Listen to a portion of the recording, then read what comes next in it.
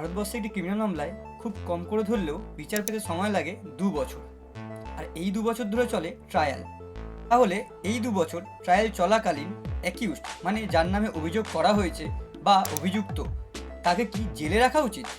কিন্তু ট্রায়াল শেষ হওয়ার পর যদি জানা যায় অভিযুক্ত নির্দোষ, তখন হ্যাঁ, আইনে এটারও সমাধান আছে, বেল বা জামিন। মানে ট্রায়াল চলাকালীন অ্যাকিউজকে সাময়িকভাবে মুক্ত করা হবে জেল থেকে।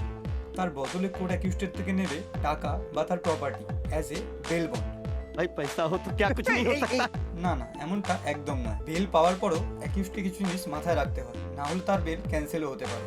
দেখুন, ক্রিমিনাল অফেন্স দুই ধরনের হয়। এক, বেলেবল অফেন্স, যেমন সিম্পল হার্ট বা ছোটোখাটো চুরি। সেক্ষেত্রে বেলটা আপনার রাইট, আপনি আন্ডার সেকশন 478-এ অধিকার রাখেন বেল পাওয়ার।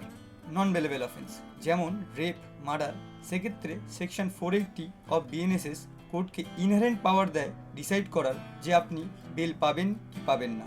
ভয় পাবেন না যদি আপনি নির্দোষ হন। সুপ্রিম কোর্ট বলছে bail is the rule and jail is an exception.